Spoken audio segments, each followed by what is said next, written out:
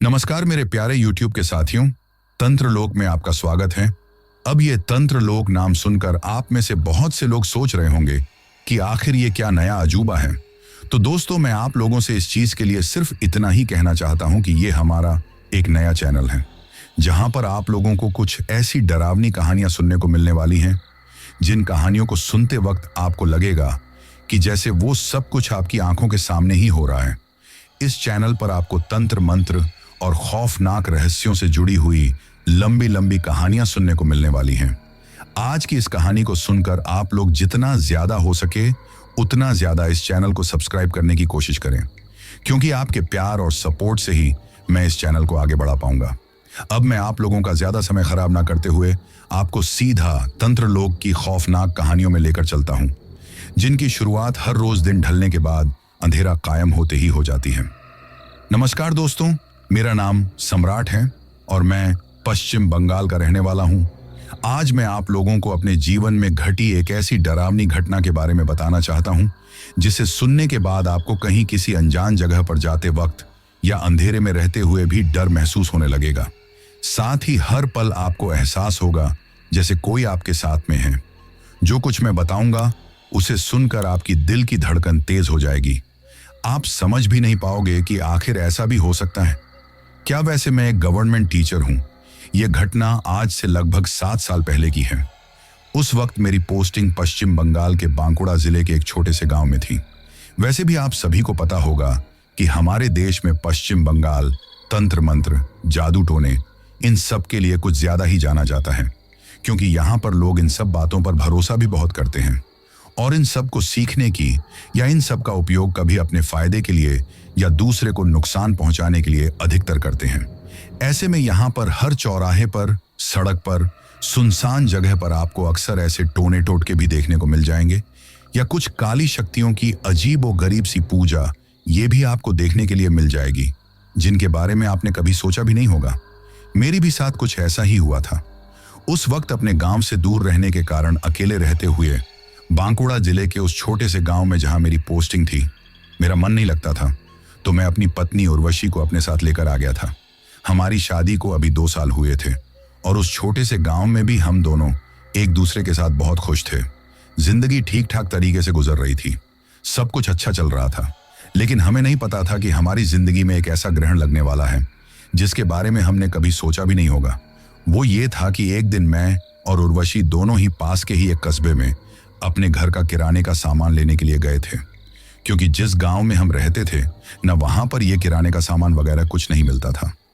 ऐसे में संडे के दिन जाकर हम दोनों अपनी जरूरत का सारा सामान लेकर आ जाया करते थे, या फिर कभी कभी हम महीने भर का भी सामान ले आया करते थे।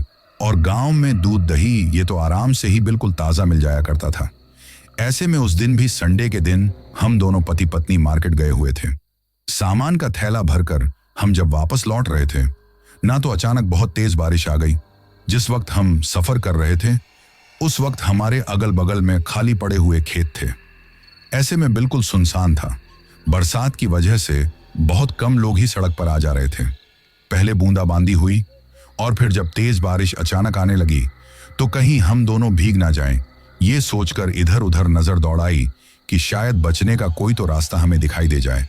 तो सड़क से थोड़ी दूर एक खेत के किनारे एक खंडहर नुमा घर सा बना हुआ था। वो हमें दिखाई दिया तो मैं उर्वशी की तरफ देखते हुए बोला, चलो वहां पर जाकर छुप जाते हैं।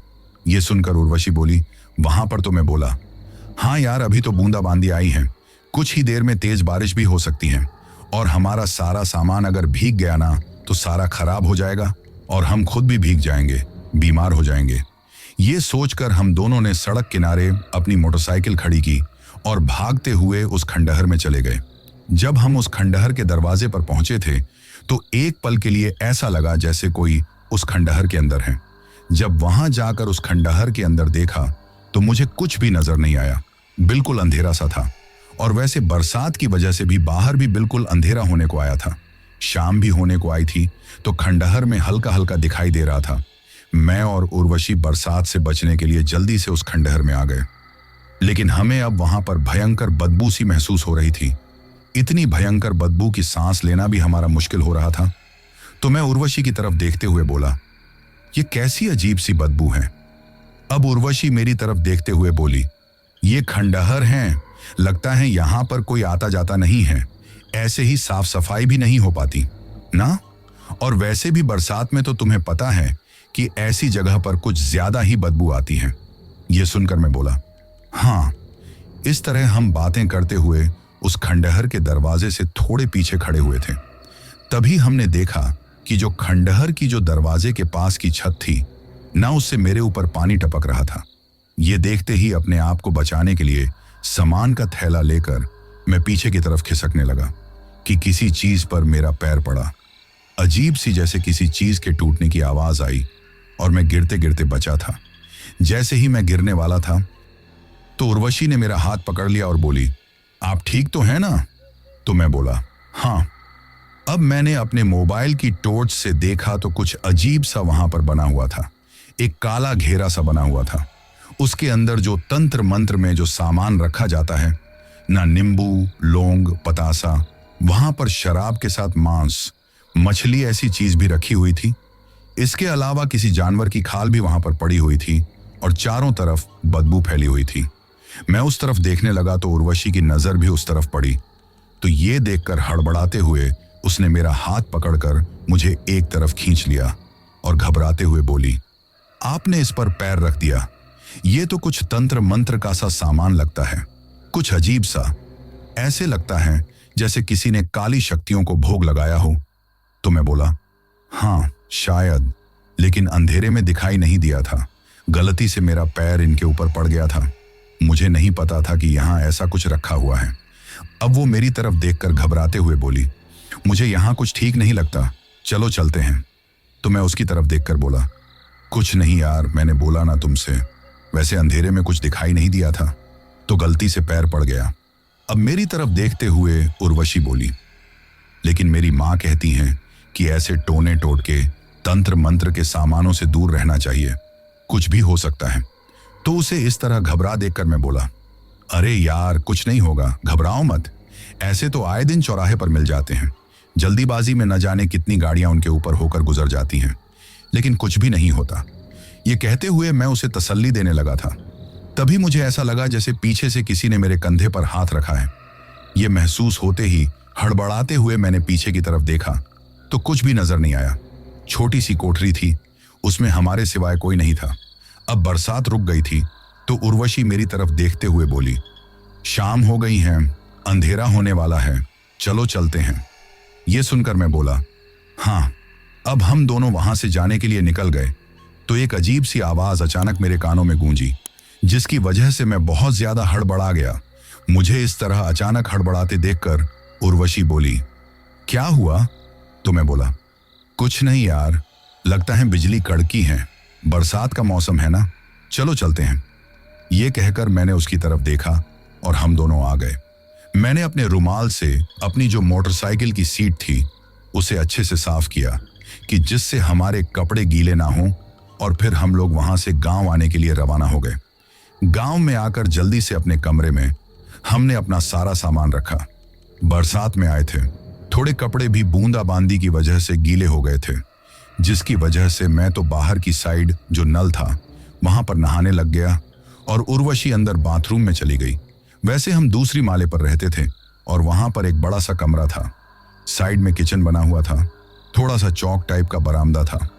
इसके अलावा बाहर बहुत बड़ी छत खाली थी और एक साइड में लेट और बांध बने हुए थे। तो एक साइड ऐसे ही नल लगा हुआ था जो छत वगैरह धोने के लिए या फिर बाहर जाकर छत पर हमें कपड़े वगैरह धोने चाहिए ना, तो उसके लिए लगा हुआ था। इसके साथ में ही छत के चारों तरफ बड़ी बड़ी चारदीवारी थी, जिससे कोई भी बगल की छत पर से हमारी छत पर ना आ सके। और नीचे मकान मालिक अपने परिवार के साथ रहते थे। वही अब नहाने धोने के बाद हम दोनों अंदर आ गए। तभी उर्वशी चाय बनाने के लिए रसोई में चली गई और मैं ऐसे ही थोड़ी थकान सी हो रही थी ना, तो अपने पलंग पर लेट गया और आंखें बंद कर ली। अभी मुझे लेटे हुए आंखें बंद किए हुए कुछ ही वक्त हुआ था कि मुझे अचानक एक तेज आवाज अपने कानों में गूंजी। इतनी तेज आवाज थी कि हड़बड़ाते हुए मेरी आंखें खुल गईं। मैंने चारों तरफ देखा लेकिन कुछ भी दिखाई नहीं दिया। अब मैं पलंग पर बैठ गया और सोचने लगा, ये कैसी आवाज है। तभी उर्वशी चाय बनाकर लेकर आ गई थी। हम दोनों ने साथ में चाय पी। उसके बाद उर्वशी खाना बनाने के लिए चली गई और मैं अपने घर वालों से बात करने लगा। लेकिन बरसात की वजह से नेटवर्क प्रॉब्लम आ रही थी, तो ठीक तरह से बात नहीं हो पाई थी। ऐसे में मैं अपनी ही एक किताब लेकर पढ़ने लग गया था, क्योंकि अपनी जॉब के साथ साथ मैं आगे लेक्चर वगैरह की भी तैयारी कर रहा था। मैं पलंग पर बैठे हुए किताबें पढ़ रहा था कि तभी मुझे ऐसा लगा कि किसी ने अचानक बहुत सारा बोझ मेरी पीठ पर लाकर रख दिया हो। यह महसूस होते ही मैंने हड़बड़ाते हुए चारों तरफ देखा। अब ऐसा कुछ नहीं लग रहा था, लेकिन कुछ देर पहले मुझे ऐसा महसूस हुआ था। मैंने सोचा शायद ऐसे ही थकान ज्यादा हो गई है ना, तो ऐसे ही भ्रम हो रहा होगा। फिर इन सबको नजरअंदाज करके मैं किताब पढ़ने लग गया था। कुछ देर में उर्वशी ने हमारे लिए खाना बना लिया और फिर हम दोनों ने साथ में खाना खाया। खाना खाने के बाद हम दोनों सोने के लिए लेट गए, एक दूसरे से बातें करने लगे, कुछ प्यार भरा वक्त एक दूसरे के साथ गुजारने लगे थे और फिर हम दोनों सो गए। वैसे भी गांव में लोग अक्सर जल्दी सो जाया करते हैं और हम दोनों को भी रात के 10 बजे तक सो जाने की आदत थी, जिससे सुबह जल्दी उठकर थोड़ी देर छत पर टहलना या बैठना, फिर नहाना धोना, पूजा पाठ, चाय नाश्ता वगैरह में स्कूल का समय भी हो जाता था। तो हम दोनों जल्दी ही सो गए थे। मुझे अभी सोए हुए कुछ ही वक्त हुआ था कि अचानक तभी मुझे अजीब अजीब सी चिल्लाने की आवाजें सुनाई देने लगी और साथ में ही ऐसा लगने लगा कि जैसे कोई अजीब सी भाषा में कुछ बोलता जा रहा है। उसके आसपास में कुछ चिल्लाने की आवाजें भी सुनाई दे रही थी। ये महसूस होते ही घबराते हुए मेरी आंखें खुली। ये देखकर मेरे होश उड़ गए कि मैं अपने कमरे में नहीं था, उसी खंडहर नुमा कमरे में था जहां पर बरसात होने पर मैं और उर्वशी रुके थे, उसी में पड़ा हुआ था। ये देखकर मैं बहुत ज्यादा घबरा गया। तभी मेरी आंखों के सामने एक काले कपड़े पहने हुए अजीब सी सूरत का आदमी सामने जमीन पर बैठकर तंत्र मंत्र का सामान रखे हुए अजीब से मंत्र बोलता जा रहा था। यह देखकर मैं घबरा गया। मैंने इधर उधर देखा, उर्वशी कहीं नजर नहीं आ रही थी। वैसे यहां मैं कैसे आकर पहुंचा, कुछ समझ में नहीं आ रहा था। घबराते हुए उस तरफ देखने लगा, फिर बड़ी मुश्किल से हिम्मत करके उस तांत्रिक को देखकर हड़बड़ाते हुए बोला, कौन हैं आप? मैंने जैसे ही ये कहा तो वो तांत्रिक जो अजीबोगरीब तरीके के मंत्र बोल रहा था, उसने घूर कर मेरी तरफ देखा और उसने जिस तरह घूर कर मेरी तरफ देखा था, मैं सच बताऊं तो बहुत ज्यादा डर गया था, क्योंकि उसका चेहरा बड़ा ही डरावना था। आंखों की पुतली बिल्कुल सफेद थी और चेहरे पर जगह जगह छेचक के निशान थे। अजीब सी सूरत थी उसकी, बड़े बड़े काले रंग के होंठ, नाक तो इतनी ज्यादा बड़ी थी कि चेहरे पर ऐसा लग रहा था कि नाक के सिवाय और कुछ दिखाई नहीं दे रहा था। बाल भी उलझे हुए से थे। वो काले कपड़े पहने हुए था और अजीबो गरीब से कुछ मंत्र बोलते हुए कुछ तंत्र मंत्र करने में लगा हुआ था। जैसे ही उसने मेरी तरफ देखा तो फिर भयानक आवाज में गुस्से में चिल्लाते हुए बोला, जो गलती की है ना, उसकी सजा तो मिलेगी तुझे, खामियाजा भुगतना पड़ेगा। ये कहते हुए गुस्से में अजीब सी आवाज में चिल्लाने लगा, जिसकी वजह से वो छोटा सा कमरा पूरी तरह गूंजने लगा था। और वो फिर गुस्से में चिल्लाते हुए बोला, सुना तुमने, सजा भुगतनी ही पड़ेगी, बड़ी भयानक सजा मिलेगी तुम्हें। जैसे ही उसने ये कहा तो हड़बड़ाते हुए मेरी आंख खुल गई। घबराते हुए मैंने देखा कि मैं अपने कमरे में ही था। ये देखकर पहले तो मैं हैरान रह गया कि अभी तो कुछ देर पहले मैं वहां उस खंडहर में था, तो यहां कैसे आया। फिर सोचने लगा, इसका मतलब मैंने कोई डरावना सपना देखा है। उर्वशी मेरे पास में ही सोई हुई थी। अब मैंने पास में ही रखे हुए जग में से पानी पिया। इन सब की वजह से मुझे घबराहट हो रही थी। फिर मैं सोने के लिए लेट गया और अपने आप से ही बोला, कितना डरावना सपना था। यह सोचकर मैं सो गया और फिर रात भी निकल गई थी। अगले दिन सुबह रोजाना की ही तरह बाकी के जो काम हैं वो करके और फिर तैयार होकर मैं अपने स्कूल चला गया था। और सारा दिन जो कुछ मैंने रात को महसूस किया था वो सब कुछ मुझे याद भी नहीं आया और ना मैंने ध्यान दिया, क्योंकि मुझे तो लग रहा था कि मैंने एक डरावना सपना देखा है और कुछ नहीं।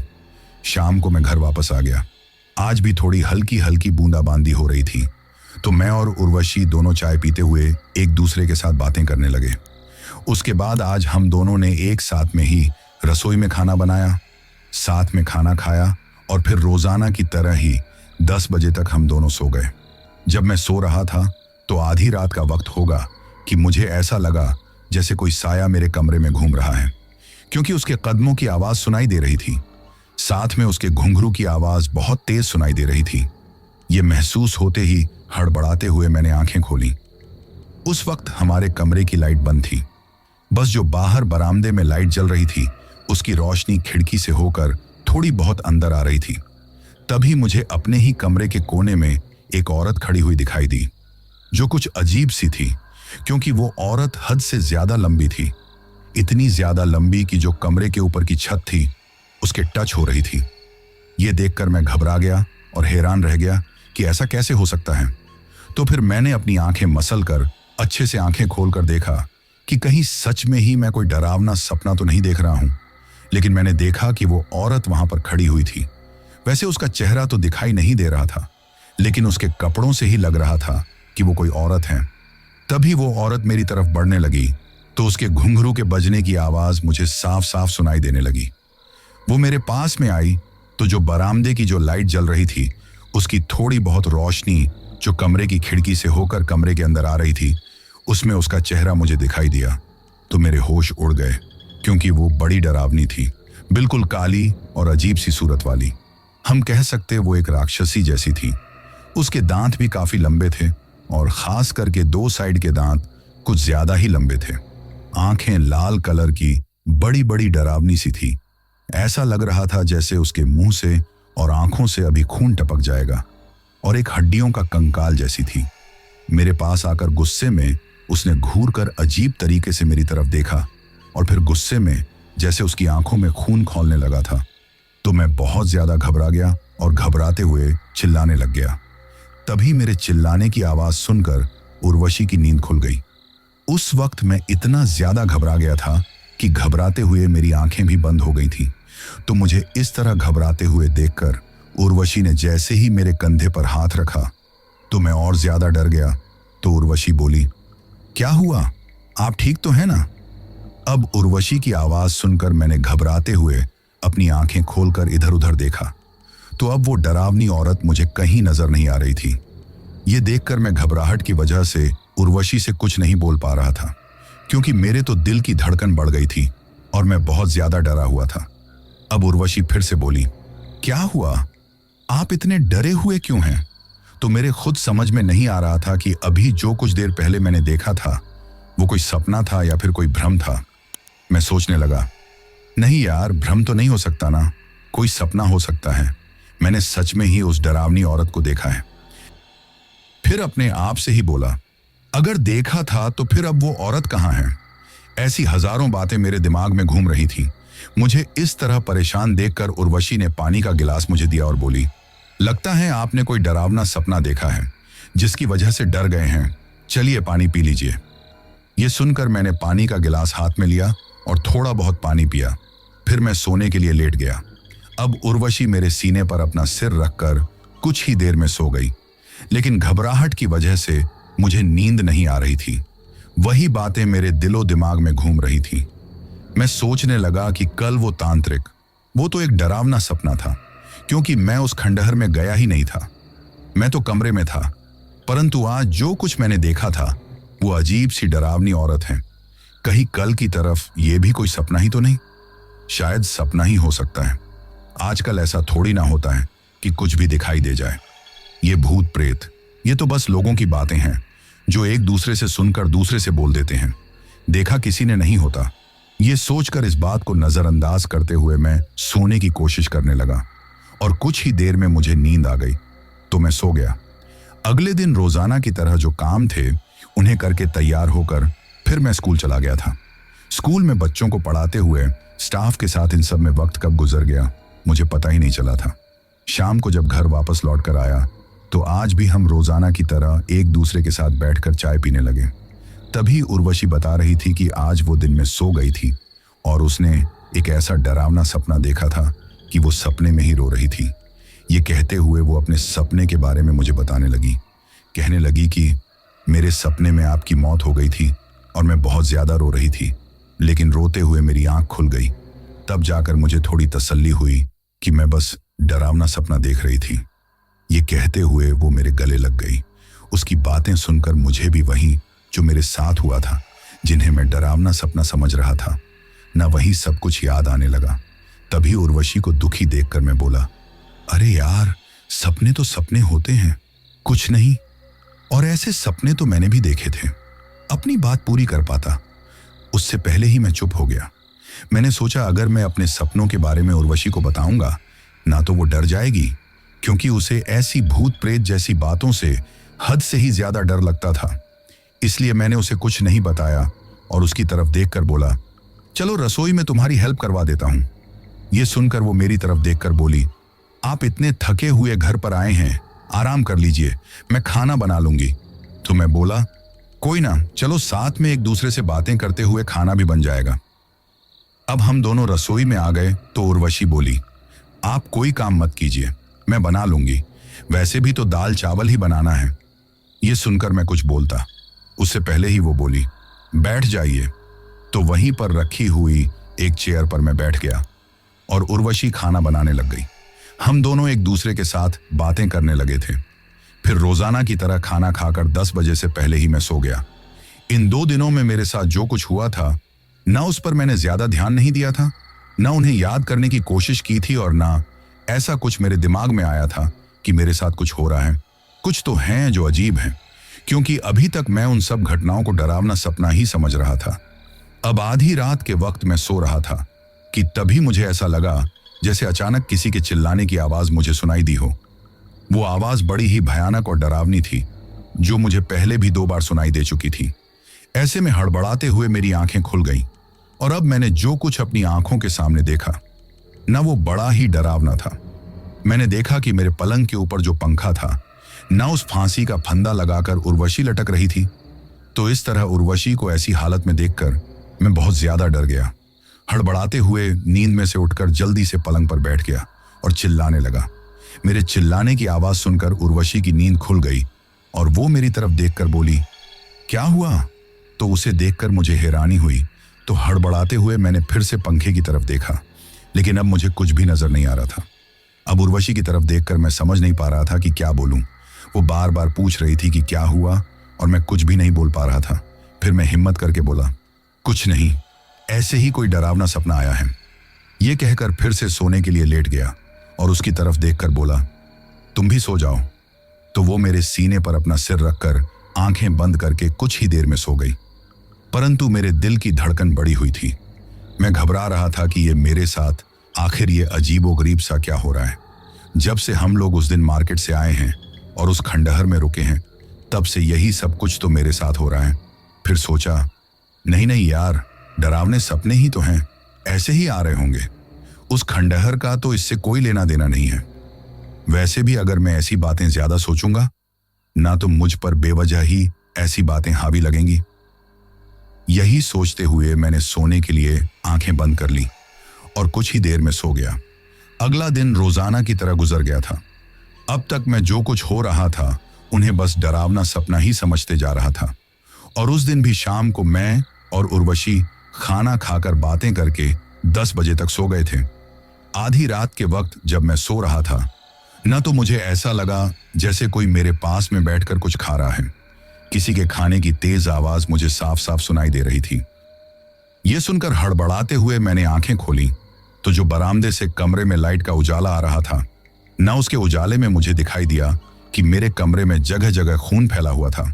मांस मछली भी बिखरी पड़ी थी, जगह जगह जानवरों की हड्डियां भी पड़ी हुई थीं। पूरा कमरा काफी गंदा नजर आ रहा था और पूरे कमरे में चारों तरफ एक अजीब सी भयंकर बदबू फैली हुई थी। अपनी आंखों के सामने कमरे की हालत देखकर मैं घबरा गया। तभी मेरी नजर सामने कोने की तरफ गई, जहां आज भी वही औरत का साया खड़ा हुआ था जो उस दिन मुझे दिखाई दिया था। वही डरावनी औरत जो कि बहुत ज्यादा लंबी थी। वो जैसे अजीब सी आवाज करते हुए कुछ खा रही थी। मेरी तरफ आने लगी। उसके घुंघरू बजने की आवाज मुझे साफ सुनाई दे रही थी। इन सब की वजह से मैं थर थर कांपने लगा था और घबराते हुए उस तरफ देखते जा रहा था। जैसे ही वो डरावनी औरत मेरे पास में आई तो उसकी वही डरावनी सूरत देखकर मेरी तो जैसे सोचने समझने की शक्ति ही खत्म हो गई थी। मैंने देखा कि वो औरत अपने दोनों हाथों से कुछ मांस मदिरा जैसा नोच नोच कर खा रही थी। उसका पूरा चेहरा खून से सना हुआ था। हाथ के नाखूनों से भी खून टपक रहा था। बड़ी अजीब सी डरावनी औरत थी वो। गुस्से में देखकर मेरी तरफ देखने लगी और बोली, मेरा अपमान किया है तूने, तो सजा तो तुझे भुगतनी ही पड़ेगी। ये आवाज बहुत ज्यादा डरावनी थी। ऐसा लग रहा था जैसे एक साथ में बहुत सारे लोग बोल रहे हों और उनकी आवाज कमरे में गूंज रही थी।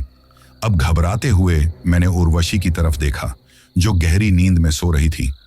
तभी उस भयानक सी दिखने वाली औरत ने अपना हाथ बढ़ाकर मेरा गला पकड़ लिया। ये देखकर मैं बहुत ज्यादा घबरा गया। चिल्लाने की कोशिश करने लगा तो जैसे मेरी आवाज मेरे गले में ही अटक गई थी, आवाज ही नहीं निकल रही थी। अब मैं अपने हाथ पैर पीटने लगा। मेरे पास ही उर्वशी सोई हुई थी, तो ऐसे में अचानक उसकी नींद खुल गई। मुझे इस तरह घबराई देखकर वो मुझे संभालते हुए बोली, क्या हुआ, आप ठीक तो है ना? क्या हुआ? ये कहते हुए मुझे संभालने लगी तो मैंने घबराकर हड़बड़ाते हुए चारों तरफ देखा, तो अब वो डरावनी औरत मुझे कहीं नजर नहीं आ रही थी, परंतु मैं बहुत ज्यादा डर गया था। अब मुझे समझ में आ गया कि जो कुछ मेरे साथ हो रहा था वो कोई भ्रम नहीं था और ना ही डरावना सपना था। ये सब हकीकत में ही मेरे साथ ऐसा कुछ हो रहा था। कोई बुरी शक्ति है जो मेरे पीछे पड़ी हुई है। मेरे गले को जिस तरह उस डरावनी औरत ने दबाया था और मेरी सांसें उखड़ने लगी थी, उसकी तकलीफ मुझे अभी भी महसूस हो रही थी। उर्वशी बार बार पूछ रही थी, क्या हुआ? लेकिन मैं कुछ बोल नहीं पा रहा था। तो उर्वशी मेरी तरफ देखकर बोली, आपको आजकल कुछ अजीबोगरीब से सपने आने लगे हैं जो ठीक नहीं हैं। कल ही हम लोग मंदिर चलेंगे तो फिर देखना ऐसे सपने नहीं आएंगे। उस वक्त उर्वशी की बातें सुनकर भी मैं कुछ नहीं बोल पा रहा था, बस घबराते जा रहा था, बहुत ज्यादा डरा हुआ था। अब उर्वशी मेरी तरफ देखते हुए बोली, घबराइए मत, सो जाइए, रात काफी हो गई है। तो मैं उर्वशी का हाथ पकड़कर हड़बड़ाते हुए बोला, उर्वशी, मुझे कुछ बताना है। यह सुनकर उर्वशी मुझे इस तरह परेशान देखकर बोली, हाँ बताइए। तो मैं बोला, मेरे साथ कुछ ठीक नहीं हो रहा है, कुछ अजीब सा है, बहुत अजीब और बहुत डरावना। यह सुनकर मुझसे ज्यादा तो उर्वशी घबरा गई और हड़बड़ाते हुए बोली, क्यों, क्या हुआ, कुछ देखा आपने? अब मेरे समझ में नहीं आ रहा था कि उसे कैसे बताऊं। बिना कुछ बताए ही वो इतना ज्यादा घबरा गई, तो जब सब बता दूंगा तो पता नहीं क्या होगा। इसलिए मैं फिर बात बदलते हुए बोला, नहीं नहीं, कुछ नहीं है, बस ऐसे ही रोजाना डरावने सपने आते हैं, तो इस वजह से बोल रहा हूं। और वैसे भी तुमने बोला है ना कि कल हम लोग मंदिर चलेंगे। तो वो बोली, हाँ। अब हम दोनों सोने के लिए लेट गए। अब उर्वशी रोजाना की तरह ही मेरे साथ सो गई थी, परंतु मुझे नींद नहीं आ रही थी, बहुत ज्यादा घबराहट हो रही थी। मैं देख रहा था कि जो कमरा अब काफी साफ सुथरा है, वो कुछ देर पहले कितना ज्यादा डरावना लग रहा था। वो औरत, सब कुछ मुझे याद आ रहा था, जो मुझे और भी ज्यादा डरा रहा था। अब तो एक एक पल गुजराना भी मेरे लिए बहुत मुश्किल हो रहा था। समझ में नहीं आ रहा था कि क्या करूं, किसे बताऊं अपनी बातें। ये तो समझ में आ गया था कि संडे के दिन जब हम मार्केट गए थे, तो उस दिन उस खंडहर में रुकने के बाद ही ये सब कुछ हुआ है, क्योंकि उस खंडहर में जो तंत्र मंत्र के समान पर गलती से मेरा पैर पड़ा था और जो भयानक सी आवाज मुझे वहां सुनाई दी थी, वो सब कुछ ठीक नहीं था, लेकिन मैंने ही ध्यान नहीं दिया था। हे भगवान, पता नहीं मेरे साथ क्या होगा। और वो अजीब सी औरत बड़ी ही भयानक थी, बोलकर भी गई है कि खामियाजा भुगतना पड़ेगा। क्या होगा मेरे साथ, ये सोचकर ही मैं घबराते जा रहा था। जैसे तैसे करके वो रात हर पल डर के साए में मैंने गुजारी। मैं ठीक से सो भी नहीं पाया था। ऐसे में अगले दिन मेरी आंखों को देखकर, मेरी तरफ देखकर उर्वशी बोली, आपकी नींद पूरी नहीं हुई है, आंखें बिल्कुल लाल नजर आ रही हैं, लगता है आप रात को ठीक तरह से नहीं सोए थे। ये सुनकर मैं कुछ नहीं बोला, तो वो मेरी तरफ देखकर बोली, सच कहते हैं आप, कुछ अजीब सा तो है, बहुत अजीब सा है। रोजाना इस तरह आप घबरा जाते हो। मुझे तो लगता है कि हम उस दिन उस खंडहर में गए थे और आपने गलती से उस टोट के ऊपर पैर रख दिया था। कुछ अजीब सी चीज थी ना, तो उसके बाद ही ये सब कुछ हो रहा है। ये कहते हुए वो घबराने भी लगी थी, तो मैं उसकी तरफ देखकर बोला, नहीं ऐसा कुछ नहीं है, सब ठीक है। कभी कभी आ जाते हैं कुछ डरावने सपने। वो क्या है ना कि मैं आजकल ऐसी हॉरर स्टोरी ज्यादा पढ़ने लगा हूं और सीरियल भी देखता हूं, तो इन सब का असर है। तो मेरी तरफ देखकर उर्वशी गुस्से में बोली, आपकी इन अजीबो गरीबों हरकतों की वजह से ही ये अजीबो गरीब सपने आपको आते हैं। ये कहते हुए रसोई में चली गई। अब मैं उसे कैसे बताता कि मेरे साथ क्या हो रहा है। यही सब सोचते हुए मैं स्कूल में आ गया और इन्हीं सब के बारे में सोचते जा रहा था। तभी मेरे ही स्टाफ में एक टीचर थे, दामोदर जी, जो कि काफी उम्र दराज थे, बिल्कुल मेरे पापा की उम्र के। सभी से अच्छे से बातें करते थे, उनका व्यवहार बहुत अच्छा था। वो स्कूल की लंच टाइप में वो मेरे पास आकर बैठ गए। उस वक्त में जो कुछ मेरे साथ हो रहा था उन सब के बारे में सोचकर काफी परेशान था। ऐसे में मुझे परेशान देखकर वो बोले, क्या हुआ सर, आप ठीक तो हैं ना?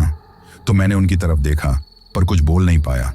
अब वो मेरी तरफ देखकर बोले, देखिए सर, वैसे तो हम एक स्टाफ के हैं, लेकिन आपको देखकर मुझे मेरा बेटा याद आता है जो दूसरे शहर में जॉब करता है, बिल्कुल आपकी ही उम्र का है।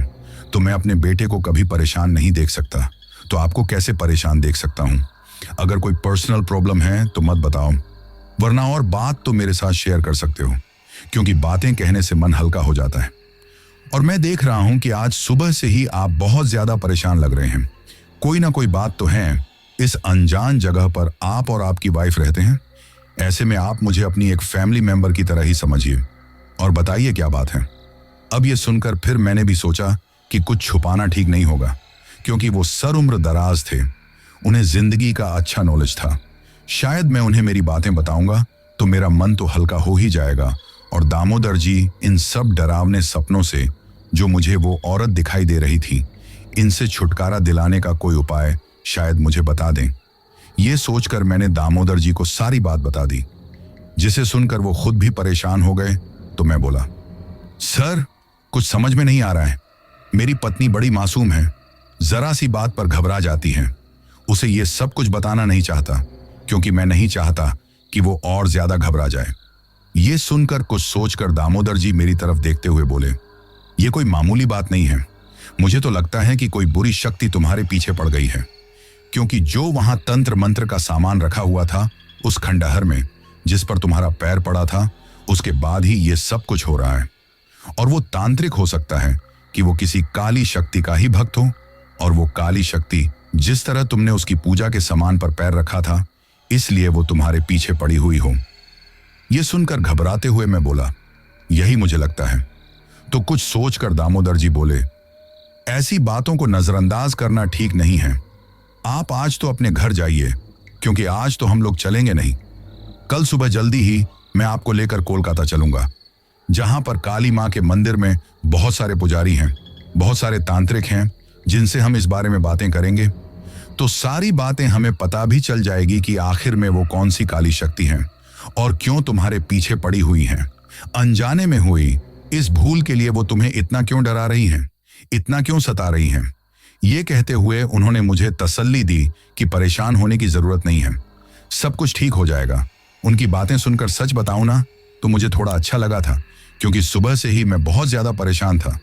तो समझ में नहीं आ रहा था क्या करूं क्या नहीं करूं। उर्वशी को बता नहीं सकता, यहां पर किसी को बताऊं या नहीं, पता नहीं कोई मेरी बात पर यकीन करेगा कि नहीं करेगा। घर वालों को कॉल करके कुछ बोलूंगा तो वो लोग वहां पर परेशान हो जाएंगे। ऐसी हजारों बातें मेरे दिलो दिमाग में आ रही थी, लेकिन अब मुझे थोड़ा ठीक लग रहा था। तब तक लंच बंद हो गया और मैं अपनी क्लास में बच्चों को पढ़ाने के लिए चला गया। शाम को स्कूल से वापस कमरे पर लौटते वक्त दामोदर जी ने मुझसे कहा कि सुबह तैयार रहना, और हाँ, मैं अपनी वाइफ को आपकी वाइफ के पास भेज दूंगा, जिससे उनका मन भी लगा रहे और उन्हें अकेलापन भी महसूस ना हो। यह सुनकर मैं बोला, ठीक है। अब मैं घर पर आ गया था। रात को जब हमने खाना खा लिया था और हम दोनों एक दूसरे से बातें कर रहे थे, तभी मैंने उर्वशी को बताया कि कल मुझे कोलकाता जाना है। यह सुनकर उर्वशी मेरी तरफ देखकर हैरानी से बोली, लेकिन क्यों? तो मैं उसकी तरफ देखकर बोला, अरे यार, कुछ नहीं, बस ऐसे ही कोई स्कूल से संबंधित ही काम है। ये कहते हुए मैंने दामोदर जी के बारे में बताया कि हम दोनों को काम है, तो हम दोनों जा रहे हैं। ये सुनकर उर्वशी बोली, अच्छा। तो मैं बोला, लेकिन दामोदर जी की उनकी वाइफ यहां पर आ जाएगी, तुम दोनों एक दूसरे से बातें कर लेना, तुम्हारा मन भी लग जाएगा। ये सुनकर उर्वशी बोली, हाँ, ये ठीक रहेगा। अब ऐसे ही हम कुछ देर बातें करते रहे। उर्वशी मुझसे बातें किए जा रही थी कि आज उसने मेरे गांव में घर पर बातें की थी। ऐसे में घर वालों की बातें बता रही थी, लेकिन मेरी तो जैसे दिल की धड़कन ही बढ़ी हुई थी, क्योंकि मुझे बहुत ज्यादा डर सता रहा था। ये सोचकर कि पता नहीं आज क्या होगा, आज वो बुरी शक्ति मेरे साथ क्या करेगी।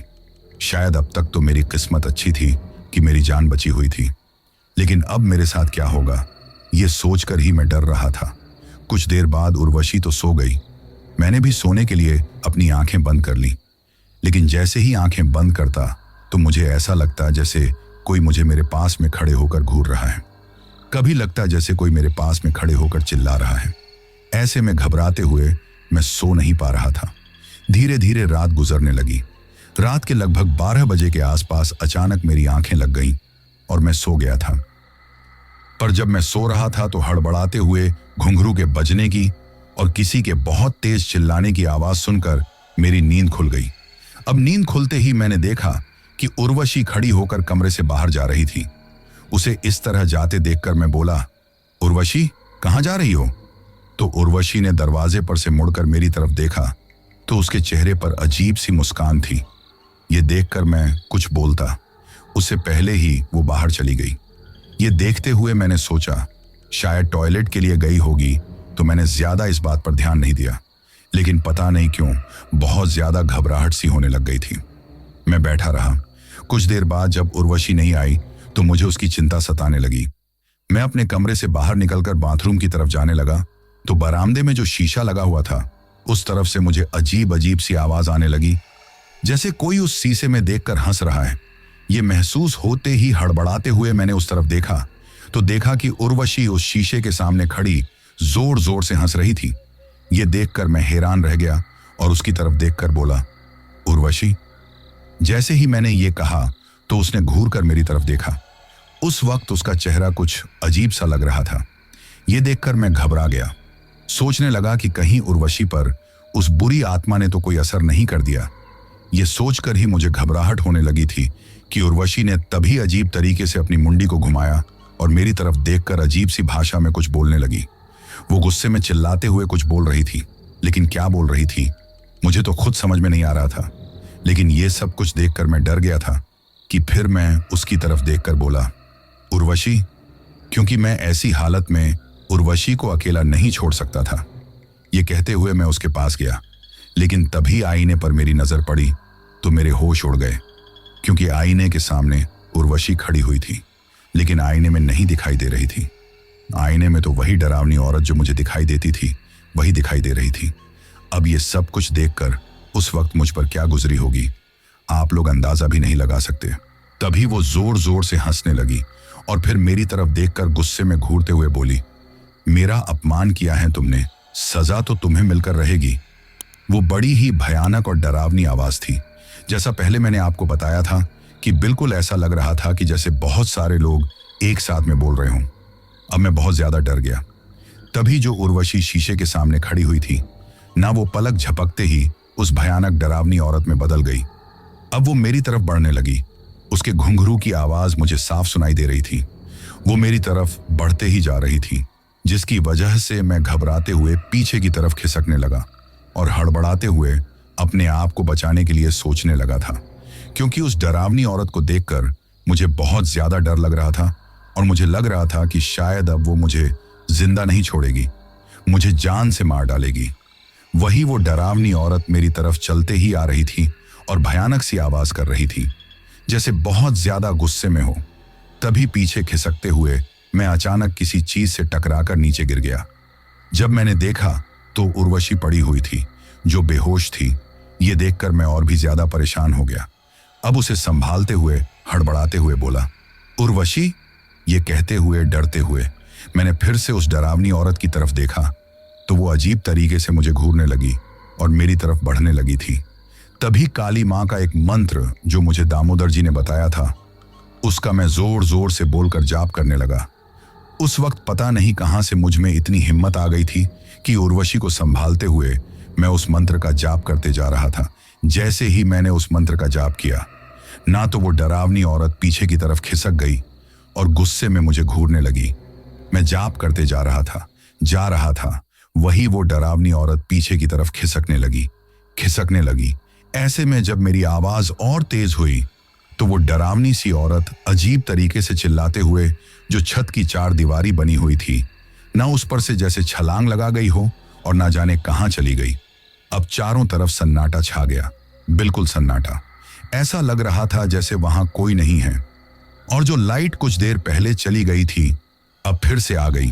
अब ये देखकर मैं उर्वशी को होश में लाने की कोशिश करने लगा, लेकिन उसे होश नहीं आ रहा था। तो मैंने उसे अपनी गोद में उठाया, कमरे में लेकर आकर पलंग पर लिटा दिया और पास में रखे हुए जग में से पानी लेकर उसके मुंह पर छींटे मारे तो कुछ देर में उसे होश आया। अब वो मेरी तरफ देखकर हैरानी से बोली, क्या हुआ, सुबह हो गई क्या? तो मैं बोला, नहीं सुबह नहीं हुई, तुम बाहर बेहोश पड़ी थी। ये सुनकर उर्वशी हैरानी से हड़बड़ाते हुए मेरी तरफ देखकर बोली, क्या? तो मैं बोला, हाँ तुम बाहर बेहोश पड़ी थी। परंतु उर्वशी को तो कुछ भी याद नहीं था। वो सोचने की कोशिश कर रही थी कि आखिर वो बाहर कैसे चली गई। लेकिन मुझे समझ में आ गया था कि वो डरावनी औरत, उसकी काली शक्ति ही उसे खींचकर बाहर ले गई थी। अब उर्वशी को परेशान देखकर मैं बोला, नींद में चलने की आदत होगी तुम्हें, ऐसे में चली गई होगी। तो उर्वशी बोली, नहीं मुझे ऐसी कोई आदत नहीं है। तो मैं बोला, कभी कभी हो जाता है कि नींद में होने की वजह से हम उठकर कभी पानी पीने चले जाते हैं, कभी टॉयलेट के लिए चले जाते हैं, फिर वापस आकर सो भी जाते हैं, लेकिन हमें पता भी नहीं होता। और काफी बार नींद में होने की वजह से वहीं पर बेहोशी की हालत में गिर जाते हैं। ये कहते हुए उसे ऐसे ही तसल्ली दी और बोला, रात बहुत हो गई है, चलो सो जाओ। तो उर्वशी सोने के लिए लेट गई। वो थोड़ी हैरान सी और परेशान सी नजर आ रही थी। तो मैं उसकी तरफ देखकर बोला, परेशान मत हो, चलो सो जाओ। अब उसने सोने के लिए आंखें बंद कर ली और कुछ ही देर में उसे नींद आ गई। परंतु घबराहट की वजह से मुझे नींद नहीं आ रही थी। मैं सोचने लगा कि अगर आज दामोदर जी ने मुझे वो काली मां का मंत्र नहीं बताया होता ना तो शायद आज मैं जिंदा नहीं बचता। वो जो कोई भी डरावनी औरत है वो आज जिंदा ही मुझे नोच कर खा जाती। जिस तरह मैं उस रात मुर्गी खरगोश नोच कर खा रही थी, बिल्कुल उसी रात की तरह मुझे खा जाती। ये सोचते हुए ही मैं बहुत ज्यादा डर रहा था। मैंने अपने घड़ी की तरफ नजर डाली। अभी तो रात के 2 बजने को आए थे, लेकिन अब मैं सोना नहीं चाहता था।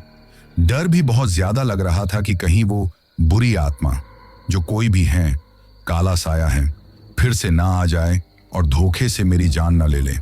इसलिए मैंने अपने मोबाइल में काली मां की आरती, उनके मंत्र चलाकर पास में ही रख दिए, जिससे मेरे साथ ऐसा कुछ ना हो। वही फिर मैं सोने के लिए लेट गया। उस पल मुझ पर क्या गुजर रही थी मैं आप लोगों को बता नहीं सकता। हर पल एक अनजाना सा मौत का डर मुझे सता रहा था और मैं बस मन ही मन देवी मां से प्रार्थना कर रहा था कि आज की रात मेरी जान बच जाए और मैं आपके दरबार में आ जाऊं, क्योंकि मुझे पूरा भरोसा था कि वहां पर जाने पर मुझे सब कुछ पता चल जाएगा और इन सब से छुटकारा भी मिल जाएगा। यही सब सोचते हुए जब सुबह के 4 बज गए न तब जाकर मेरी आंख लगी। सुबह 6 बजे के आसपास मेरी नींद खुली और दिन में 5 बजे जाग जाया करता था। मैंने देखा कि उर्वशी रसोई में लगी हुई थी। अब मैं उठकर उसके पास में गया तो वो मेरी तरफ देखकर बोली, उठ गए आप? तो मैं बोला, हाँ। अब वो बोली, आपने बोला था ना कि सुबह आपको जल्दी निकलना है, तो मैंने आपके लिए टिफिन बना दिया है। ये सुनकर मैं बोला, अरे यार, सुबह सुबह परेशान होने की क्या जरूरत थी? तो वो बोली, इसमें परेशान होने की क्या बात है, बाहर का खाना आपको पसंद नहीं तो मैंने सोचा टिफिन बना दूं। वैसे भी मैंने 2 लोगों का खाना रखा है, आपके साथ में आपके स्टाफ में से भी तो कोई टीचर है। ये सुनकर मैं बोला, हाँ। अब उर्वशी बोली, वैसे आपको जल्दी निकलना था ना, लेट हो जाएंगे, जल्दी से नहा लीजिए। ये सुनकर मैं बोला, हाँ, और मैं नहाने के लिए बाथरूम में चला गया। नहाकर बाहर आया ना उर्वशी ने बताया कि दामोदर जी का 2-3 बार कॉल आ चुका है। तो मैंने तुरंत आकर उनसे बातें की और बोला, हाँ मैं तैयार हूं सर। ऐसे में लगभग 8 बजे के आसपास हम वहां से निकल गए। वैसे रास्ते में सफर करते हुए भी मुझे घबराहट हो रही थी। बस मैं देवी मां के मंदिर में पहुंच जाना चाहता था। रात में जो कुछ भी मेरे साथ हुआ था वो मैंने दामोदर जी को बता दिया था और उन्होंने मुझे भरोसा दिलाया कि अब सब कुछ ठीक हो जाएगा। फिर जब हम देवी मां के मंदिर में पहुंचे ना, तो देवी मां के मंदिर में कदम रखते ही सच बताऊं तो मुझे बहुत सुकून मिला था। मेरा जो मन काफी बेचैन था, मैं जो घबराया हुआ था, ना ऐसा लगा जैसे सारा डर पल भर में कहीं चला गया हो। ऐसा लगा जैसे अब देवी माँ मेरे साथ हैं और मुझे कुछ नहीं होने देगी। सच में मंदिर में आकर एक अलग ही शांति मिलती है, जो उस समय मुझे मिल रही थी। तभी दामोदर जी मेरे साथ में आए थे। न वो मुझे देवी माँ के दर्शन करने के बाद फिर वही एक देवी माँ के मंदिर में पुजारी था जिसके पास ले गए, जो देवी माँ के मंदिर से कुछ ही दूरी पर रहता था। उन पुजारी के बारे में दामोदर जी को उनके किसी दोस्त ने बताया था, क्योंकि वो पुजारी देवी माँ के मंदिर में माँ की सेवा करता था और इन सब बातों के बारे में उसे अच्छा नॉलेज भी था। जब हम वहां पर पहुंचे तो मैंने देखा कि वो काफी बुजुर्ग था और शायद इसीलिए अब उसने अपनी सारी जिम्मेदारी अपने बेटे को दे दी थी। वो तो बस अब सुबह शाम देवी माँ के दर्शन करने के लिए जाया करता था और घर पर रहकर ही देवी माँ की भक्ति किया करता था। हमें देखकर उन्होंने हमें आदर सम्मान के साथ अपने पास बिठाया। तभी उनकी बहू अंदर से आई, हमें पानी देकर चली गई। फिर दामोदर जी ने उनकी तरफ देखते हुए जो भी सारी बातें थीं वो अब पुजारी बाबा को बता दी। तो हमारी बातें सुनकर उन्होंने मेरी तरफ देखा और फिर मुझे बिल्कुल सामने देखने के लिए कहा, कुछ देर बिना पल के झपकाए बैठे रहो। ये कहते ही मैं बिल्कुल ऐसे ही बैठ गया। फिर वो पुजारी बाबा मेरे सामने ही बैठ गए और मेरी आंखों में देखने लगे। साथ में ही एक माला हाथ में लेकर मन ही मन में कुछ मंत्र बोलते हुए उस माला को फेरने लगे। जैसे जो कुछ मैंने अपनी आंखों से देखा था वो सब कुछ वे मेरी आंखों में देखकर देख रहे थे। कुछ देर में उन्होंने आंखें बंद करके देवी माँ का ध्यान किया और फिर आंखें खोलकर कहा, तुम्हारे पीछे डाकिनी पड़ी हुई है। ये सुनकर मेरे तो होश उड़ गए। मैं हड़बड़ाते हुए बोला, डाकिनी? तो पुजारी बाबा बोले, हाँ, उस दिन जब तुम अपनी पत्नी के साथ बाजार से लौट रहे थे और बरसात से बचने के लिए उस खंडहर में गए थे ना, वो खंडहर एक तांत्रिक की साधना करने की जगह थी। वैसे तो वो खंडहर काफी सालों से सूना पड़ा था, लेकिन उस तांत्रिक ने उस अभी कुछ सालों पहले ही अपनी साधना करने की जगह बनाई थी, जहां पर वो काली शक्तियों की साधना करता और काली शक्तियों को सिद्ध करने की कोशिश करता, तंत्र मंत्र करता भी। यही सब कुछ वो रात के वक्त वहां पर करता था और दिन के वक्त में वो वहां से चला जाया करता था। ऐसे में उस वक्त उन्होंने डाकिनी साधना की हुई थी और रात को डाकिनी को खुश करने के लिए उन्होंने वही जो तंत्र मंत्र में सामान होता है वो सारा सामान रखा हुआ था। मांस मदिरा, जो कि डाकिनी को सबसे ज्यादा पसंद होते हैं, वो रखी हुई थी और वो भेड़ की खाल, जिस पर बैठकर वो डाकिनी साधना करता था। वैसे डाकिनी साधनाएं या तो शमशान घाट में होती हैं या फिर एकांत जगह पर होती हैं, जो वो तांत्रिक वहां पर करता था। इसीलिए वहां का माहौल बिल्कुल अजीब था, अजीब सी बदबू थी, क्योंकि डाकिनी साधना ऐसी ही जगह पर होती है। वो एक ऐसी काली शक्ति होती है कि अगर उसे सिद्ध कर लिया जाए ना तो हम जिंदगी में कुछ भी पा सकते हैं, कुछ भी। यहां तक कि डाकिनी सभी काली शक्तियों में बड़ी होती हैं। भूत, पिशाच, यक्षिणी, ये सभी जो भी काली शक्तियां होती हैं ना, ये सब उसके नीचे होती हैं। सबसे ऊपर डाकिनी ही होती है। उस डाकिनी को उस तांत्रिक ने भोग लगाया था और उस भोग पर तुम्हारा गलती से पैर पड़ गया था, जिसकी वजह से वो डाकिनी गुस्सा हो गई। उसे लगा कि तुमने उसका अपमान किया है। वही रात को जब वो तांत्रिक वापस आया तो उस डाकिनी ने उसे भी इस बात की सजा दी कि उसके होते हुए उसका अपमान कैसे हो सकता है। उसने उसकी 2 उंगली का भोग लेकर उसे माफ किया था, लेकिन अब वो तुम्हारे पीछे पड़ी हुई है, क्योंकि उसे लगता है कि तुमने उसका अपमान किया है। और डाकिनी एक ऐसी काली शक्ति होती है कि बहुत ज्यादा उग्र और गुस्से वाली होती है। इसे अपना अपमान बिल्कुल भी पसंद नहीं होता। और काली शक्तियों को तो तुम जानते हो, इनमें दया नाम की तो कोई चीज नहीं होती। इसलिए एक बार ये जिसकी जान के पीछे पड़ जाती है ना, उसकी जान लेकर ही रहती है। ऐसे में वो डाकिनी तुम्हारी जान की दुश्मन बनी बैठी है। अब ये सुनकर मैं बहुत घबरा गया। तभी पुजारी बाबा आगे बोले, डाकिनी अगर एक बार किसी को दिखाई दे जाए ना तो उसी वक्त उसकी जान ले जाती है, लेकिन तुम्हें कई बार दिखाई दी और तुम जिंदा बच गए। ये इसलिए क्योंकि तुम्हारी पत्नी दिल की बहुत साफ और सच्ची है, देवी माँ की पूजा अर्चना करती है, और ये तुम्हारी पत्नी की ही भक्ति है कि आज तक तुम्हारी जान बची हुई है। वरना पहली बार जब तुम्हें वो डाकिनी दिखाई दी थी ना, उसी वक्त वो तुम्हें जान से मार देती। लेकिन तुम्हारी पत्नी की भक्ति और देवी माँ की शक्ति तुम्हारी जान बचाए हुए हैं। ये सुनकर मैं कुछ बोल नहीं पा रहा था, क्योंकि मुझसे जाने अनजाने में हुई गलती की मुझे इतनी भयानक सजा मिल रही थी, जिसके बारे में मैंने कभी सोचा तक नहीं था। फिर हिम्मत करके मैं पुजारी बाबा की तरफ देखते हुए बोला, बाबा, ये सब कुछ मुझसे जाने अनजाने में हुआ है। मैं क्या करूं? कैसे पीछा छुड़ाऊं उस डाकिनी से? अब तो एक एक पल भी गुजराना बड़ी मुश्किल हो गया है। हर पल एक अनजाना सा डर सताता है। अपनी आंखों के सामने अपनी ही मौत दिखाई देती है कि पता नहीं कब वो डाकिनी आकर मेरी जान ले ले। ये कहते हुए मेरी आंखों में आंसू आ गए तो पुजारी बाबा मेरी तरफ देखकर बोले, डाकिनी से पीछा छुड़ाना मुश्किल होता है क्योंकि ये काली शक्तियों में सबसे बड़ी और बहुत ज्यादा शक्तिशाली होती हैं। लेकिन डाकिनी काली माँ के साथ रहती हैं और काली माँ के सिवाय वो किसी से नहीं डरती। ऐसे में ये कहते हुए उन्होंने हमें कुछ बातें बताई और फिर मैं और दामोदर जी वहां से चले आए और आते वक्त हमने काली माँ के फिर से दर्शन किए, अपनी जान बचाने की और उस डाकिनी से हमेशा के लिए पीछा छुड़वाने की विनती की। फिर मैं वहां से कुछ सिंदूर अपनी पत्नी के लिए लेकर आया था, साथ में देवी माँ की पूजा में काम आने वाले धागे में जो वहां उनकी लॉकेट मिल रही थी न, वो भी लेकर आया। अब मन ही मन अपनी पत्नी के बारे में सोचकर मुझे उन पर और भी प्यार आ रहा था कि उनकी मासूमियत ने आखिर मेरी जान बचा ही ली। शायद उनकी भक्ति बहुत ज्यादा सच्ची थी, वरना मैं जिंदा न बच पाता। जब मैं घर पर पहुंचा तो उर्वशी मेरा ही इंतजार कर रही थी। मुझे देखकर वो खुश हो गई और बोली, आ गए आप। मैं कब से आपका इंतजार कर रही थी क्योंकि मुझे अकेले रहते हुए डर लगता है और रात भी हो गई है ना। तो मैं बोला, हाँ। ये कहते हुए मैंने उसे गले लगा लिया। ये देखकर वो बोली, क्या हुआ, सब ठीक तो है ना? तो मैं बोला, हाँ सब ठीक है, बस तुम्हारी याद आ रही थी। अब वो बोली, चलिए आगे, वैसे मैंने खाना बना लिया है, आप थके हुए आए हैं ना। तो मैं बोला, हाँ।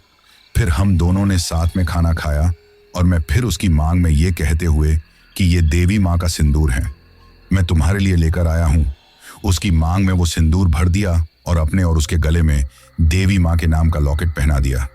अब हम कुछ देर बातें करते रहे, फिर उर्वशी सो गई, लेकिन घबराहट की वजह से मुझे नींद नहीं आ रही थी। तभी अचानक मेरे कमरे में एक भयानक सी आवाज गूंजी, जिसे सुनकर मुझे अंदाजा हो गया कि वो डाकिनी आने वाली है। अब जैसा मैंने सोचा था वैसा ही हुआ। कमरे में एक अजीब सी बदबू फैल गई और कमरे के कोने में वही डाकिनी मुझे खड़ी हुई दिखाई दी, जिसे देखकर पल भर के लिए मैं घबरा गया और अब मन ही मन काली माँ का ध्यान करने लगा। वही वो डाकिनी गुस्से में मेरी तरफ बढ़ी और अजीब सी आवाज करते हुए चिल्लाने लगी, परंतु मैं बिना कुछ बोले बस ऐसे ही लेटे रहा। तभी उस डाकिनी ने गुस्से में मेरी तरफ देखा और अपना हाथ मेरे सीने की तरफ बढ़ाया, क्योंकि डाकिनी कलेजा खाती है। ऐसे में शायद वो भी मेरा कलेजा निकालकर खाने वाली थी। लेकिन जैसे ही अपना हाथ आगे बढ़ाया तो मेरे गले में जो मैंने काली माँ के नाम का लॉकेट पहना हुआ था ना, उस पर उसकी नजर पड़ते ही जैसे उसे एक झटका सा लगा। तभी उर्वशी, जो मेरे सीने पर अपना सिर रखकर सोई हुई थी, उसकी मांग में वो सिंदूर जो काली माँ की पूजा का सिंदूर था, उसे देखते ही एक अजीब सी आवाज करते हुए घबराते हुए वो डाकिनी पीछे की तरफ खिसक गई। अब तो जैसे वो बहुत ज्यादा घबराने लगी थी। ये देखकर मैं बस उसकी तरफ देखे जा रहा था कि वो घबराते हुए चिल्लाते हुए ना जाने कहां गायब हो गई। ये देखकर अब तो मुझे थोड़ी तसल्ली हुई। मैंने मन ही मन देवी माँ का धन्यवाद करने लगा। अब मुझे पुजारी बाबा की बात याद आई, जिन्होंने बताया था कि वो डाकिनी सिर्फ काली माँ से डरती हैं। ऐसे में काली माँ के मंदिर का उनकी पूजा का सिंदूर तुम्हारी पत्नी की मांग में दिखेगा तो उस डाकिनी की इतनी हिम्मत नहीं होगी कि काली माँ की पूजा का जो सिंदूर जिसकी मांग में लगा हुआ है वो उसके सुहाग की जान ले ले।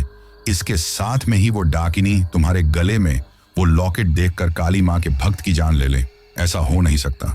इसलिए फिर वो तुम्हारे नजदीक भी ना आएगी और हमेशा के लिए तुम्हारा पीछा छोड़कर काली माँ से घबराकर तुमसे बहुत दूर चली जाएगी। अब ये सारी बातें मुझे याद आ रही थी। अब मैंने अपनी आंखें बंद कर ली। थोड़ी घबराहट तो हो रही थी, लेकिन काली माँ का ध्यान करते हुए मैं सो गया। सुबह उठकर जब मैं तैयार होकर नाश्ता करके जब अपने स्कूल में गया तो दामोदर जी मुझे मिल गए। मेरे चेहरे पर मुस्कान देखकर वो सब कुछ समझ गए। वैसे उन्होंने मेरी इतनी मदद की थी कि सच बताऊं ना तो दामोदर जी ने मेरी जिंदगी बचाकर मुझ पर बहुत बड़ा एहसान किया था। अगर वो मुझे नहीं मिलते, मैं उन्हें सारी बातें नहीं बताता तो पता नहीं क्या होता। वैसे उर्वशी की वजह से मेरी जान तो बची हुई थी। लेकिन वो डाकिनी कभी मेरा पीछा नहीं छोड़ती। अब मैंने दामोदर जी को गले लगा लिया और फिर उनका शुक्रिया अदा करने लगा कि उनकी वजह से मेरी जान बच गई। अब सारी बातें उन्हें बताई तो वो बहुत ज्यादा खुश हो गए और बोले कि तुम मेरे बेटे जैसे हो तो तुम्हें मुसीबत में कैसे देख सकता था। अब मैं बोला, हाँ, आप भी बिल्कुल मेरे पापा जैसे हो और आपने आज एक बाप की ही तरह एक बेटे की जान बचाकर फर्ज निभाया है। आपका ये एहसान मैं कभी नहीं भूलूंगा। ये सुनकर वो बोले, बाप कभी बेटे के ऊपर एहसान नहीं करता, अपना फर्ज निभाता है। ये कहते हुए हमने कुछ बातें की। उसके बाद अगले ही दिन हमने जो गांव के बाहर काली माँ का मंदिर था न वहां पर काली माँ के नाम की पूजा रखवाई। बस उर्वशी से तो यही बोला कि बस घर की सुख शांति के लिए पूजा रखवाई है। वैसे भी उर्वशी देवी माँ की बड़ी भक्ति थी। ऐसे में इस पूजा से बड़ी खुश थी। पूजा भी अच्छे से पूरी हो गई। उसके बाद कुछ दिनों तक तो जो कुछ हुआ था उसकी वजह से मुझे घबराहट ही रही, लेकिन धीरे धीरे सब कुछ ठीक रहा। वैसे वो डाकिनी फिर कभी ना मुझे दिखाई दी, न मेरे साथ फिर कोई भी डरावनी घटना हुई। लेकिन जो कुछ हुआ था ना उसके बाद एक सबक मिल गया। अब मैं रास्ते आते जाते इस बात का ध्यान रखता हूं कि कहीं गलती से किसी टोने टोटका पर या कोई ऐसी भी तंत्र मंत्र की चीज पर मेरा पैर ना पड़ जाए। यहां तक कि चाहे बरसात आ जाए या कुछ भी हो जाए, मैं ऐसी सुनसान जगह पर रुकने के बारे में बिल्कुल भी नहीं सोचता हूं, क्योंकि मुझे पता है अनजाने में हुई एक छोटी सी गलती ही जान की कब दुश्मन बन जाए कोई कह नहीं सकता। वैसे अब भी जब वो सारी घटनाएं, डाकिनी का वो भयानक चेहरा जब मुझे याद आता है ना तो बहुत ज्यादा घबराहट होने लगती है। मैं सोचता हूं कि उर्वशी की वजह से अगर मेरी जान नहीं बची होती तो वो डाकिनी तो बेरहमी से मुझे मार डालती, हो नोच कर खा जाती। लेकिन आखिर देवी माँ की कृपा से इतनी बड़ी मुसीबत से एक तरह से ये बोलो कि अपनी मौत से मुझे छुटकारा मिल गया था। वैसे आज देवी माँ की कृपा से मैं, मेरी पत्नी और मेरे घर परिवार में हम लोग बहुत खुश हैं और हमारी जिंदगी अच्छे से गुजर रही है। वैसे अब मेरा ट्रांसफर हो गया है और मैं शहर में अपनी पत्नी के साथ रहता हूँ। वहां से ट्रांसफर होने पर भी दामोदर जी के साथ मेरा रिश्ता जुड़ा हुआ है। अक्सर हम दोनों फोन पर बातें करते ही रहते हैं। अब जाकर मैंने उर्वशी को जो कुछ मेरे साथ हुआ था वो सारी सच्चाई बताई है, जिसे सुनकर वो बहुत ज्यादा घबरा गई। लेकिन मैंने उन्हें भरोसा दिलाया कि अब काली माँ हमारे साथ हैं तो हमारे साथ कुछ भी गलत नहीं होगा। वैसे भी सच कहा है किसी ने कि काली शक्तियों कितनी भी बड़ी हो, काली माँ के सामने नहीं टिक सकती, और जो उसका भक्त होता है चाहे कैसी भी काली शक्ति हो या खुद काल हो, उसका कुछ नहीं बिगाड़ सकता। मैंने अपने साथ हुई अपने जीवन की ये सच्ची घटना आपको इसलिए बताई है ताकि कहीं भी आते जाते वक्त अगर हम जरा सा ध्यान रखें और कोई ऐसी गलती ना करें ना तो हमारे लिए ही अच्छा है। और अपने भगवान को हमेशा याद रखें, क्योंकि ऐसे वक्त में एक भगवान की ही शक्ति होती है जो हमें बचा सकती है। तो दोस्तों, ये थी हमारी आज की कहानी। कहानी आपको कैसी लगी ये आप मुझे कमेंट बॉक्स में कमेंट करके जरूर बताना। और दोस्तों, अब इस चैनल पर भी बेनाम की तरह ही रेगुलर स्टोरीज आने वाली हैं, तो आप लोग अब हर रोज स्टोरीज सुनना मत भूलना। इसके बाद मैं उन लोगों के नाम लेता हूं जिन्होंने पिछली स्टोरी सुनने के बाद कमेंट करके ये बताया था कि वो कहां से कहानी सुनते हैं और उनका नाम क्या है।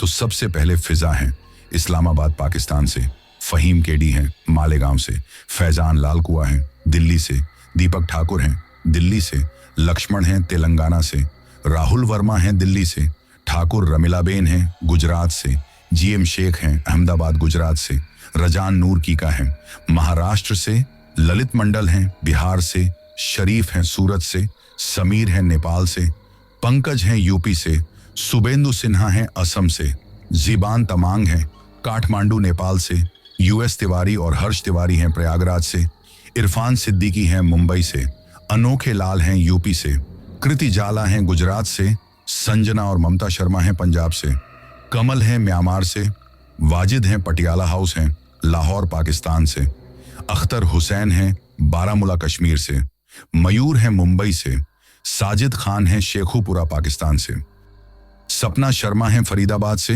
राकेश ऋषभ हैं पंजाब से, राजश्री हैं ठाणे मुंबई से, पुष्पा राणा हैं नागपुर से, उमेश हैं नेपाल से, कुलविंद्र कौर हैं लुधियाना पंजाब से, नाजिरा तहरून और इम्तेज हैं मॉरिशस से, और सबसे लास्ट में कुलसुम शेख हैं पाकिस्तान से। तो दोस्तों, ये थे उन लोगों के नाम जिन्होंने पिछली स्टोरी पर कमेंट करके हमें बताया था कि वो कहां से कहानी सुनते हैं।